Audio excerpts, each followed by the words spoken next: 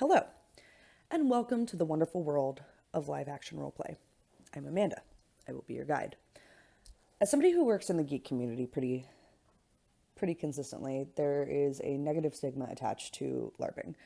And I have been absolutely fascinated by it for a really long time. So I have taken it upon myself to immerse myself in the New England live action role-playing community for one season to figure out what exactly goes on. A lot of people are really concerned with real life image at a game character, and the negative stigma that's attached to LARPing. So all of the names that I say are going to be changed. And I'm gonna give you a step-by-step through my journey of learning more about this. So that being said, I was working a booth at Anime Boston, and I befriended the girls who were next to me, and found out that one of them LARPs around the New England area. We'll call her Asia.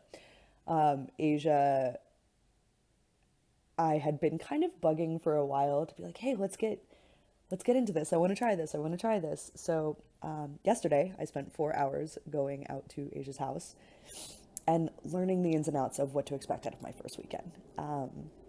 So first and foremost, Nero is Nero. Nero is the National LARP Association in the United States, and they have chapters in almost every single state. The first thing that one needs to do if they want to go LARPing is register on the Nero site, and then you must create a character. Asia helped me do that.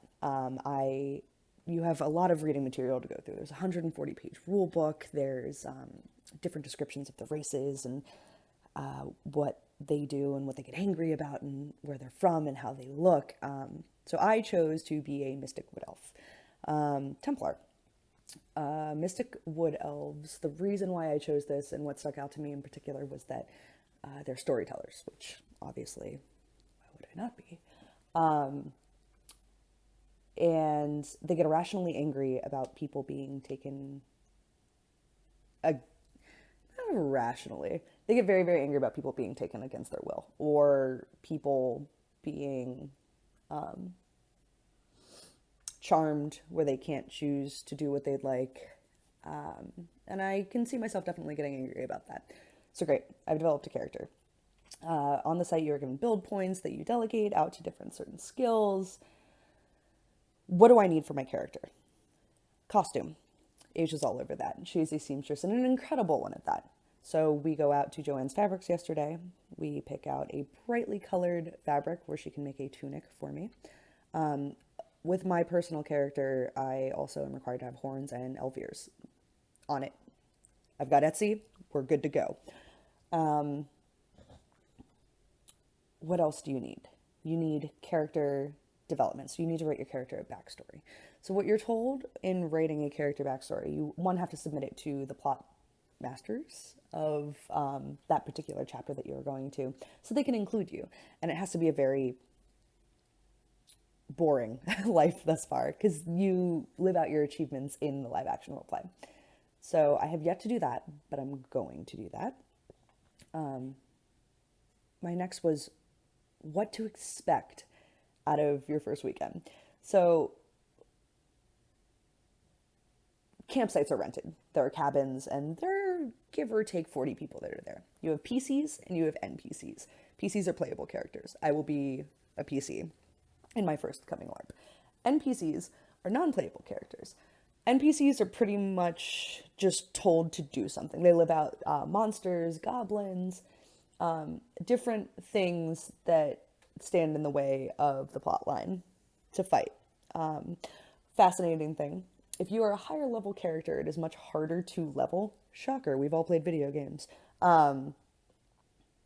If you are an NPC for a weekend, you will get twice as many points, which will help you level quicker, which I think is awesome. There is a laundry list of things that you need for your first weekend of LARP. Usually the cost is about $90 for this weekend. That includes food, shelter, and all the money goes straight to the game. There are no profits made. So props, things, great. You're essentially going camping, right? So sleeping bags, extra socks, always extra socks. I've heard that extra socks are the most infinite important thing that you could ever possibly bring. Toothbrush. Usually there's showers. I, I'm told there are showers. I hope there are showers. Things that you need for your character, like your costume, glue for your ears, makeup for your character. If you look through pictures, there are some extremely makeup based heavy characters. So what is the nitty gritty of this? Do you sleep? How long does it last? From what I've gathered, you show up at a Friday afternoon, on a Friday afternoon, and the game starts within that hour. You eat, and instantly you're immersed into the plot, and you are not allowed to leave character until you leave that campsite on Sunday. So, there are monsters that run all night. Apparently, you are supposed to buddy up with a higher magic level individual who can put a ward on your cabin so you can sleep the whole night through. But if you choose to wander the woods throughout the evening, beware, because there is danger. Something cool I've found out as well is that there have been people who have been playing with this particular chapter that I am going to since 1998. So if you do so choose to stay up and sit around the fire and shoot the stuff with the elders, then you can learn about 10 years of plotline, which is really awesome. 10 plus years. I'm excited.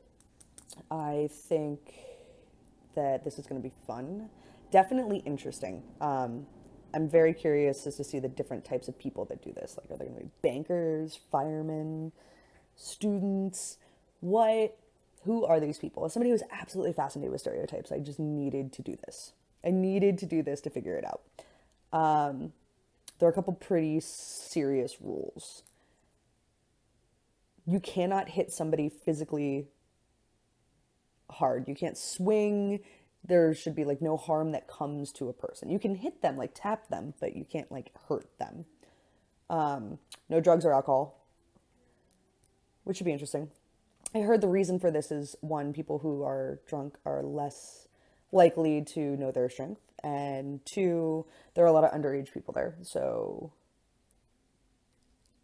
fine. Respect your fellow man as far as personal boundaries, touching, any of that.